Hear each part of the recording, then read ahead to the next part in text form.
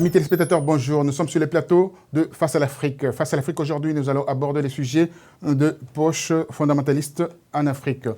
Pour en discuter, nous avons sur ce plateau deux invités de marque. À ma droite, son Excellence, Monsieur l'ambassadeur de France, l'ancien ambassadeur en Mauritanie, au Soudan, au Zimbabwe, oui, et ancien directeur de l'OFPRA, l'Office français des protections des réfugiés et apatrides. Vous avez été aussi également un des responsables section Afrique au Quai d'Orsay. Et également, vous avez servi en Arabie Saoudite, au Yémen, en Égypte, au Brésil, en Syrie. Pardonnez-moi. Donc, vous avez en fait un background qui va nous permettre aujourd'hui de comprendre un peu qu'est-ce qui se passe dans la région. Je ne sais pas. J'espère pouvoir contribuer à la compréhension. Très bien. À ma gauche, Monsieur Moura Danso, professeur de communication, secrétaire chargé des affaires extérieures du mouvement des démocrates sénégalais. Vous êtes un vrai démocrate. Oui, bien sûr. Très bien, on va le savoir aujourd'hui. Alors, Monsieur Rimbaud, nous allons commencer avec son Excellence. Monsieur Rimbaud, dites-moi, le terrorisme religieux en Afrique, ça prend des proportions énormes aujourd'hui. Alors, on se demande qu'est-ce qu'on doit pouvoir faire pour éradiquer, en fait, ce terrorisme. Oui. Moi, je crois que le terrorisme qui prend effectivement une grande extension sur le continent africain, actuellement, il est lié à un vaste phénomène qui touche non seulement le continent africain, mais également le Proche, le Moyen-Orient et toute une vaste partie du monde qui est profondément déstabilisée de par la volonté peut-être de certaines puissances, et je pense notamment à nos bons amis américains et à l'Occident. Je crois que c'est ça la fête, c'est le grand Moyen-Orient de George Bush qui est tout à fait extensif, qui comporte effectivement le Moyen-Orient, mais qui va en Asie centrale, en Chine, l'Indonésie, la Malaisie, l'ensemble du continent africain, ou bon, une bonne partie du continent africain, y compris une partie du continent européen. Et je crois que c'est ça, le phénomène islamiste sur les continents africains. L'Afrique est bien servie de ce côté-là, mais c'est pas un mouvement qui est né spécifiquement en Afrique. Il est né, c'est un grand mouvement qui est né, effectivement, c'est né dans ce qu'on appelle le Dar al-Islam, les tendances extrémistes, disons, de certains courants islamistes, disons, et c'est ça qui constitue le terrorisme islamique. Je dis, l'islam n'est pas une religion terroriste, bien évidemment non. L'islam est une sainte religion qui mérite tout à fait le respect, que je respecte le plus grandement. Néanmoins, elle a, comme l'islam, comme toutes les religions, a ses extrémistes. Le christianisme a les siens, a eu les siens, il y a toujours les siens. Donc ces différentes tendances. À l'époque des croisés, mais à l'époque du catholicisme encore, à ses intégristes, ses extrémistes. Les églises protestantes, Dieu sait si elles ont leurs extrémistes, qui sont très très actifs d'ailleurs dans tout ce qu'on a appelé les printemps arabes et tout ce qui est assimilé, enfin tous ces phénomènes justement de terrorisme islamiste. Je pense que les églises protestantes américaines, notamment évangéliques et pentecôtistes, jouent un rôle très très éminent dans l'expansion de ce phénomène, en le soutenant finalement globalement, pour déstabiliser par des fins politiques. Alors, on peut éradiquer, en fait, on peut arrêter une guerre qu'on appelle une guerre classique, hein, mais une guerre comme ça, assez pernicieuse, sournoise, c'est pratiquement impossible de l'arrêter. Comment faire ? On ne peut pas l'arrêter par un traité de paix, puisqu'il n'y a pas eu de déclaration de guerre. Alors, donc, ça s'est réglé. Et donc, ça rend c'est vrai que c'est un grave problème. Ça n'est pas seulement une boutade. Mais toutes les guerres qui sont en cours, que ce soit au Moyen-Orient ou sur le continent africain, la plupart du temps n'ont pas fait l'objet, ce ne sont pas des guerres classiques. Elles opposent des États, certainement, mais des États qui agissent souvent par procuration, qui ne sont pas des États qui ont déclaré la guerre à d'autres, mais des mouvements. Donc, ce sont des partenaires des belligérants non étatiques. Les belligérants étatiques, eux, n'ont jamais déclaré la guerre, puisqu'ils ne veulent pas, ils avancent masqués, ils avancent par procuration, si on peut dire. Et donc, comme il n'y a pas de déclaration de guerre en bonne et due forme, comme dans la diplomatie classique, eh bien, c'est très difficile, on ne peut pas signer de traité de paix pour mettre fin à une guerre qui n'existe pas juridiquement. Elle existe juste de facto, et Dieu sait si elles existent, toutes ces guerres. Alors, il y a des guerres de différentes envergures, mais il y a avec des participants, des acteurs autochtones, je dirais, il y a des gouvernements, des mouvements d'opposition, des mouvements séparatistes, donc souvent, en l'occurrence, des mouvements islamistes, mais il y a toutes sortes de gens qui profitent de la situation, comme des mouvements des séditions ethniques, des séditions islamistes, mais également, il y a tous leurs supports, il y a les politiques, et tous les États voisins, les États qui ne sont pas voisins, les États de la région, les États musulmans, les États du Proche-Orient, les autres États africains, et puis les États occidentaux, qui ont joué un rôle important dans tout ce phénomène, notamment les États-Unis et d'autres États occidentaux que je citerai, puisqu'il s'agit sous de la France et de la Grande-Bretagne. La France et la Grande-Bretagne et certains pays européens. Et bien évidemment, derrière tout ça, il y a Israël. Pas seulement au Proche-Orient, d'ailleurs, notons-le, mais qui est très très actif sur le continent africain. Très très actif sur le continent africain. Je noterai par exemple son rôle, qui n'est pas typiquement, disons, un phénomène, bien que l'islamisme y a joué un rôle, disons, dans la séparation du Soudan du Sud, par exemple, et peut-être dans le conflit du Darfour, Israël est extrêmement actif, extrêmement actif. Ce qui s'est passé au Soudan, c'est pas ce qu'on a appelé un printemps arabe classique, mais c'est quand même un phénomène qui a commencé dans les années 90, à la chute de l'Union soviétique, puisque tout ce phénomène-là, quand même, notons-le, et je le dis une fois pour toutes, tout ce phénomène islamiste de terrorisme, d'expansion du terrorisme, du djihadisme, disons, a été créé d'une part au temps de la guerre d'Afghanistan, notamment la présence soviétique en Afghanistan, et finalement est resté, les mouvements islamiques, Al-Qaïda par exemple, est resté en déshérence, puisqu'il n'y avait plus de soviétiques à combattre.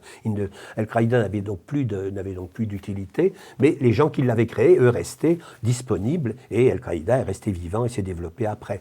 Et donc le mouvement a pris son extension après la chute du communisme, là où au fond l'Occident et l'Amérique entre autres n'avaient plus d'adversaires à sa mesure, d'adversaires militaires.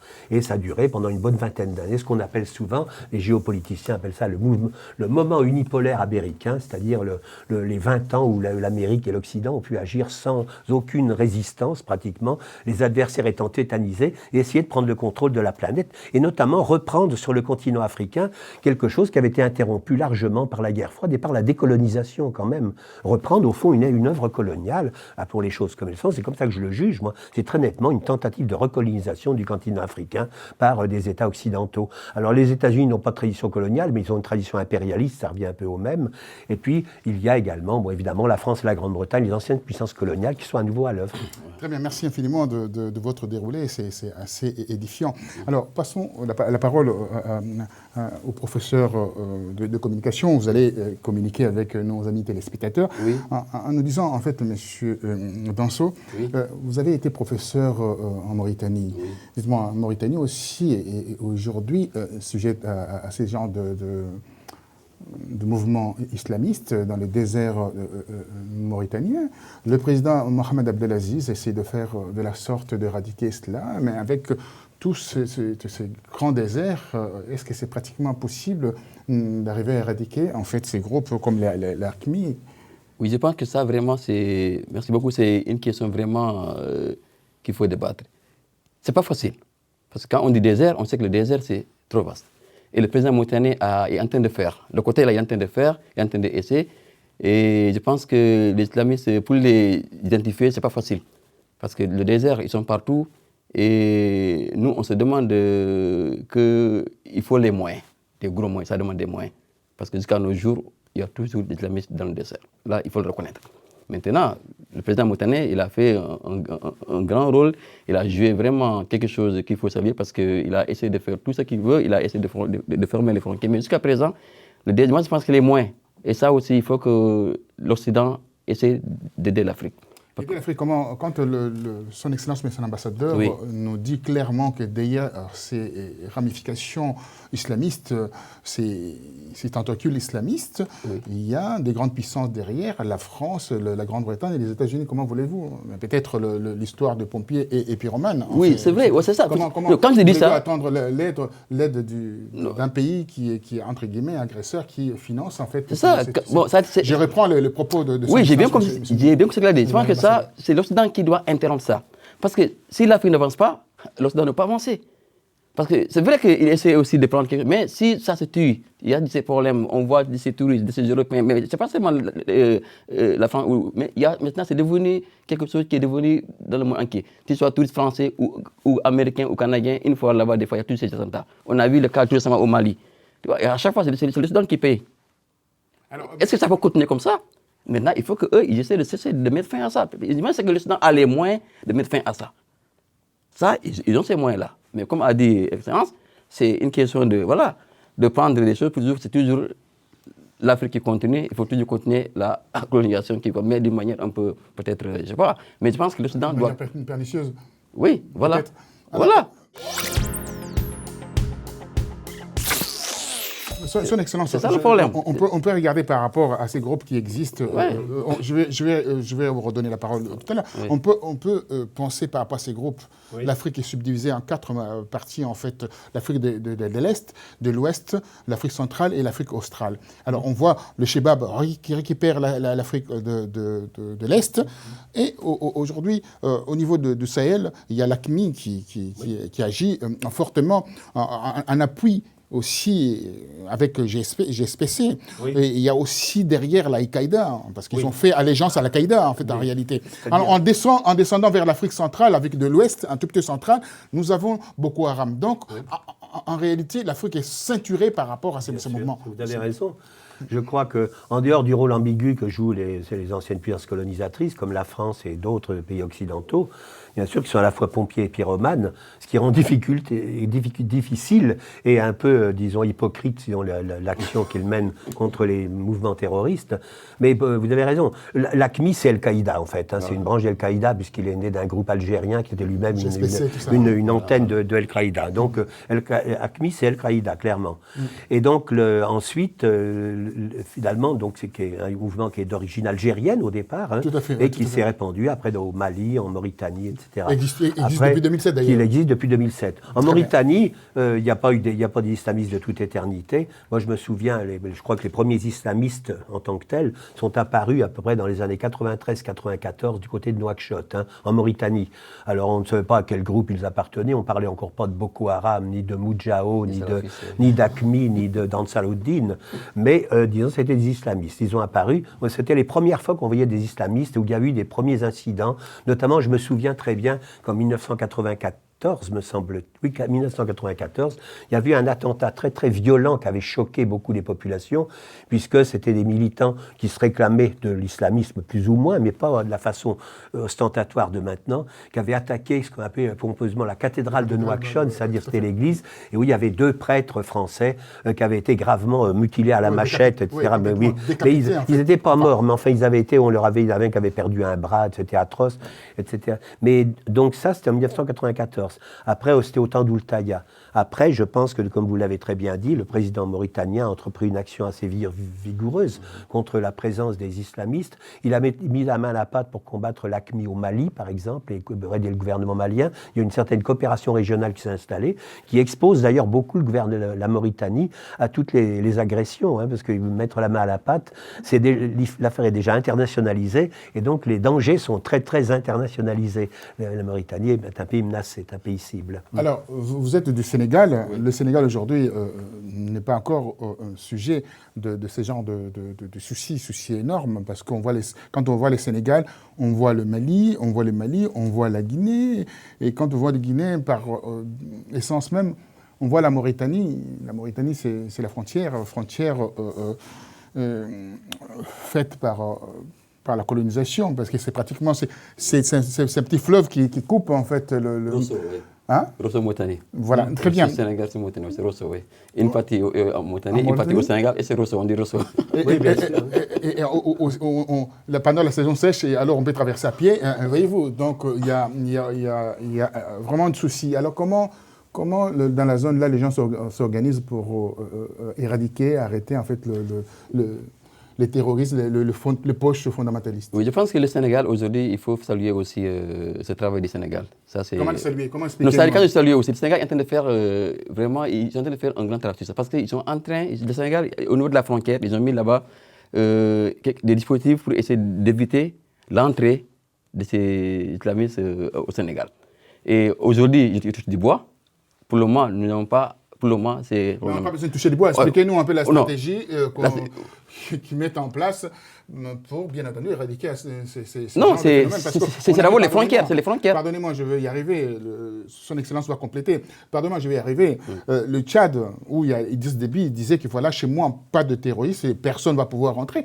Mais la caserne, pour la défiance, la caserne, bien entendu, à Djamena, a été touchée, non loin, à 1 kilomètre du palais présidentiel, pour défier le président Idriss Déby. Alors, vous dites que vous touchez les bois. Non, quand je dis ça, depuis le moment, mais ici en Afrique, aucun pays n'est à l'abri, à nos jours. Aucun pays africain n'est à l'abri aujourd'hui de cette vague des islamistes. Donc, je pense que chaque État il doit sécuriser, mais aussi renforcer la sécurité aussi de son pays, comme j'ai dit tout de suite. Mais il y a aussi les moyens qui manquent, il faut qu'on soit clair. Aujourd'hui, personne n'est à l'abri, aucun pays n'est à l'abri de cette vague d'islamisme. C'est vrai que le Sénégal est en train de faire un travail sur ça, et le Sénégal renforce sur le côté sécuritaire. Alors, au niveau de l'intégration, de la coopération régionale, comment les choses se présentent en fait entre le Sénégal, j'ai reposé la question tout à l'heure, je reformule autrement, comment au niveau régional vous organisez? Le Sénégal participe. Voilà. Déjà, ils ont envoyé des soldats sénégalais au Mali. Le Sénégal participe. Il participe toujours, à lutter cette évasion islamique. Le Sénégal, déjà, ils ont envoyé pas mal de soldats au Mali pour essayer d'aider le Mali aussi sur ce côté-là. Ah, sur ce côté-là. Oui. Alors, le Sénégal, comme vous disiez tout à l'heure, c'est un pays légèrement protégé parce qu'il y a 80% de l'islam modéré, hein, pour dire ainsi, comme son Excellence disait, l'islam, ce n'est pas une religion violente, une religion vindicative. Il y a 20% de chrétiens. Il y a aussi beaucoup de groupes, ce qu'on appelle de groupes islamistes dans des coins, à Casamance, etc. Ne pensez-vous pas que ces groupes-là seront un jour infiltrés par ces mouvements? Non, je ne le pense pas. Parce que ces groupes islamistes, ce n'est pas islamistes, c'est des appartenances religieuses. Au Sénégal, nous avons beaucoup de confréries. Voilà, donc, vous appelez ça confrérie? Non, quand vous dites ça, non, c'est vrai. Je pose seulement la question. Non, moi je vous dis que... Je veux bien comprendre comment ça fonctionne. Oui, au Sénégal, pour le moment, le côté là, le Sénégal, ça dit, on a des mourides, des tijanes, comme des layennes. Ça, c'est des confréries. Les gens qui mettent en tresse, avec des tresses comme ça. Non, ça, c'est des baïfals. Non. Mais ça n'a rien à voir avec comme Akmé ou c'est pas. Non, ça n'a rien à voir. Alors c'est comment? Non, ça c'est des appartenances à une religion. Quand on est mouride, on a les mourides. Nous avons les tijanes, nous avons comment on dit, les Nyassènes comme Bagnas, qui a déjà beaucoup de ces confréries au Nigeria. Ça, on connaît. Mais ça n'a rien à voir avec les islamistes. Le Sénégal, pour le moment, c'est des appartenances religieuses concernant les confréries. Les races comme ça, c'est des baïfals. Mais très bien, ça n'a rien à voir avec... C'était confrérie, j'étais au courant bien entendu de ça. Je voulais vous pousser vers les vraies réponses. Voilà. Je sais que le pays est géré par des confréries où le président, d'ailleurs, qui est le président sortant, Wade, a été protégé, soutenu par le Mouride. Hein. Donc je le sais, il a beaucoup financé en fait le mouridisme au Sénégal. Surtout mise en place l'aéroport pour... voilà. Mais on ne va pas trop rentrer dans cette... C'est pour vous expliquer. Voilà, pour vous montrer simplement que je vous ai provoqué afin d'aller vers des vraies réponses. Au Sénégal, ces confréries, ça n'a rien à voir avec ces islamistes. Non, ça n'a rien à voir. Alors, je poserai la même question à son Excellence. Alors, au niveau des confréries, on dit qu'il y a des Tijaniens, il y a des Mourides, il y a des Baïfals, que je connais très très bien parce que j'ai visité le Sénégal, jusqu'à aller à la Terre Sainte, entre guillemets, parce qu'il y a que 3 Terres Saintes en islam, Jérusalem, Mecca et Médine. Là, eux, ils disent que c'est la Terre Sainte Touba. Bon, ça, c'est leur Terre Sainte. Ça, c'est tout à fait normal. Mais en définitive, ils peuvent être noyautés aussi. Oui, mais enfin, a priori, moi, ce que je connais, j'ai servi dans pas mal de pays musulmans, et c'est une question qui m'intéresse. Voilà. Je pense qu'effectivement, les confréries, au contraire, c'est un rôle stabilisateur, un rôle de modération. L'islam soufi et l'islam des confréries, finalement, est un islam modéré par essence. Hein. C'est un gage de stabilité. Alors, les confréries existent partout dans le monde arabe, le monde musulman en général, sur le continent africain, au Moyen-Orient, mais disons, à des la naissance n'est pas l'Afrique, d'ailleurs. Ça a commencé d'ailleurs au Proche-Orient, d'ailleurs. À des degrés divers. Moi, j'ai servi au Soudan, j'ai servi longtemps, j'ai servi plus de 5 ans au Soudan, qui est un pays où les confréries jouent un rôle énorme. Il n'y a pas une seule confrérie qui est née au Soudan, elles sont toutes venues de l'extérieur. Comme j'ai dit. Toutes. Mais c'est pas ça qui a donné un régime islamiste au Soudan, c'est pas ça. C'est pas l'islam confrérique qui a donné un islam. Les partis confréries sont des partis d'opposition au Soudan. L'islamisme, bien évidemment, c'est un mouvement, c'est un extrémisme. Il n'y a pas un danger, en fait, de basculer vers... Non, moi je ne crois pas du côté des confréries, parce qu'au contraire, je pense que c'est le noyau dur, enfin, qui représente souvent la majeure partie des musulmans d'ailleurs, je sais pas, dans les pays comme ça où la majeure partie de la population, jusqu'à 90%, voire plus, hein, où des gens sont musulmans, disons, il y a l'immense majorité, souvent appartiennent ou non à des confréries, mais sont dans la mouvance confrérique. Après, il y a par exemple, les frères musulmans, tels qu'ils existent, ont été créés en Égypte et au Soudan, disons. Et finalement, c'est vrai que le wahhabisme n'était pas une confrérie, c'était un mouvement politico-militaire, politico-religieux de réforme. Donc, les frères musulmans, c'est issu du wahhabisme, par exemple, et donc c'est un projet. L'Arabie Saoudite, même si l'Arabie Saoudite est devenue un violent ennemi des frères musulmans, mais les frères musulmans sont nés à partir, disons, du wahhabisme, inspirés par le wahhabisme, les fondateurs des frères musulmans. Je dirais que les mouvements islamistes, de tous ceux qui sévissent, que ce soit Al-Qaïda ou bien Daesh, sont d'une façon ou d'une autre des émanations des frères musulmans, notamment, disons, Daesh, certainement. Certainement, Daesh. Dites-moi, monsieur le communicant, Moha, comment voyez-vous en fait la fin du Boko Haram? Parce que le Boko Haram, on le voit, ça commence à traverser, ça commence au Nigeria, plus de 170 millions d'habitants, il rentre au Niger, après aujourd'hui du Tchad, il y a le Cameroun, on voit la présence un tout petit peu de ces groupuscules en Afrique centrale, en RCA et en RDC, là où il y a un tout petit peu des Chebab coalisés avec les ADF Nalou. Les ADF Nalou, c'est aussi un mouvement qui a fait allégeance aux Chebab. Est-ce que ne pensez-vous pas que le danger est imminent en Afrique par rapport à tout ça? Comment voyez-vous tout cela? Oui, le danger est imminent, là c'est vrai. Là, je pense que le danger est... Là, Boko Haram, vraiment, aujourd'hui, ils sont en train de prendre de l'ampleur. Et déjà, ça fait de l'ampleur. Et bon, il y a déjà, on parle de l'armée de l'Afrique de l'Ouest, il y a le Nigeria, je pense, il y a aussi le Mali, il y a des pays qui se sont... Il y a qu'on appelle les Dark Force, voilà, 3000 hommes, voilà. Vous connaissez le Dark Force? Voilà, pour essayer de combattre. Moi, je pense que ça, moi, je ne vois pas seulement pas pourquoi l'Afrique de l'Ouest. Moi, je veux que ça soit toute l'Afrique. Ouais. Parce que déjà, ça prend de l'ampleur. Moi, je pense que c'est l'Afrique, toute l'Afrique, l'armée, toute l'Afrique, comme j'ai dit, aucun pays n'est à l'abri. Voilà. Donc, c'est un problème que toute l'Afrique doit se mobiliser avec des moyens. Comment se mobiliser? Bon, comment? C'est le côté militaire. Vous êtes un communicant, comme j'ai dit. Oui, moi je pense que... Comment expliquer les choses? Oui, mais comme... là, déjà au Nigeria, ça dépasse même la population. Et là, mais c'est l'Afrique de l'Ouest. Et pourquoi pas l'Afrique? Moi, je pense que l'Afrique... Il faut aller chercher avec les moyens qu'il faut pour essayer vraiment de mettre fin à cette situation. Alors, voilà. la façon... Oui, moi je pense que... Parce que si... Aujourd'hui, il faut que... Moi je pense que ça, c'est nos chefs d'État qui doivent faire ce point en pleine partie de la politique. Alors, voilà, c'est ce que moi je veux dire. Alors, voilà. On regarde l'Union africaine, on parle de chef d'État, voilà, je bascule au niveau de l'Union africaine. Alors, le rôle de l'Union africaine par rapport à tout cela, quand on voit ces poches que j'ai expliquées tout à l'heure, jusqu'à l'Afrique centrale d'ailleurs, on voit des allégeances et des... Il y a la crise centrafricaine, hein, qui est une affaire d'islamiste, hein, finalement. Oui, le mouvement rebelle, il est apparu que c'était très vite que c'était un mouvement islamiste. Tout à fait. Venu du Soudan également. Venu du Soudan, du Tchad, etc. Voilà, mais quand on prend le Boko Haram, par exemple, qui a une extension en toute l'Afrique occidentale et qui est préoccupant, il est né au Nigeria. Donc, mais ce qui est préoccupant de voir, c'est que pour combattre un mouvement terroriste, il faut de la volonté politique, des moyens militaires. Il est préoccupant de voir le Nigeria, qui a, je pense, 180 millions d'habitants, peut-être plus, bon, la plus grande puissance africaine, qui a de l'argent, qui est un pays producteur de pétrole, même s'il est en déficit budgétaire permanent. Bon, mais disons de ne pas réussir à en venir à bout, puisque c'était l'armée tchadienne et l'armée camerounaise qui ont fait le plus gros du travail, disons, contre Boko Haram pendant un moment. Alors, reste à savoir, est-ce que le nouveau président nigérien finalement, qui est Un militaire. un vieux de la vieille. C'est un militaire. Oui, un militaire et qui a déjà été président.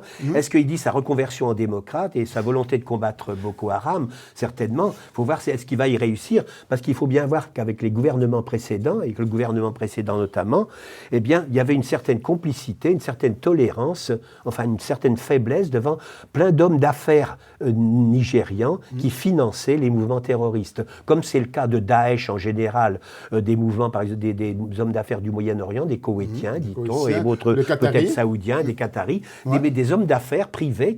C'est une des raisons pour lesquelles c'est difficile de parler d'une guerre officielle, bien que ce soit une guerre officielle, mais oui, c'est pas une guerre classique, parce que les financeurs sont souvent des fortunes privées. Hein.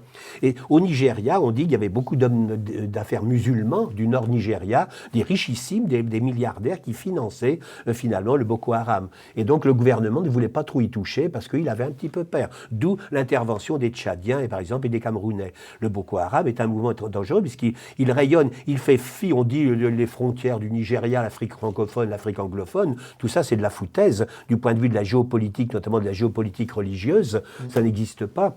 En fait, le Boko Haram joue des solidarités ethniques plutôt, c'est-à-dire entre les Haoussa, les Peuls, les Kanouris, par exemple, et donc des peuples qui sont à cheval entre le Nigeria, le Niger, le Cameroun et puis le Tchad. Alors, une question. La défiance de Boko Haram à l'endroit du président Idriss Déby, avec les derniers attentats, le double dernier attentat. C'était à propos d'Idriss Déby, c'était parce que le Idriss Déby a joué un rôle à la fois dans le mouvement contre Boko Haram, de même qu'il a joué un rôle pour la répression de l'insurrection islamiste, disons, en RCA. Donc Idriss Déby a eu la tentation pendant un moment, je ne sais pas s'il l'a toujours, mais Idriss Déby notamment, de jouer le gendarme de l'Afrique, finalement, le gendarme de la région. Il a le rôle aujourd'hui. Parce qu'il a l'armée tchadienne est une armée un petit peu performante, elle n'est pas très très nombreuse, mais elle est performante, aguerrie, elle a une volonté de combattre, chose que n'a probablement pas l'armée nigériane, qui est bien plus grande, qui a plein de moyens, c'est une grande armée, le Nigeria est un grand pays, c'est le géant de l'Afrique, mais néanmoins, ça manque probablement de volonté politique. C'est intéressant, le test du nouveau président, est-ce qu'il tiendra après parole Est-ce que, quand on regarde ces poches-là, ça n'arrange pas les affaires aussi des dictateurs africains, en disant que voilà, nous allons un peu serrer un peu de vis, en disant que voilà, nous allons chercher le prétexte, comme on a vu en Tunisie, où on a modifié les lois antiterroristes, et en Égypte également, on a modifié des lois, on est en train de voir ça au Cameroun.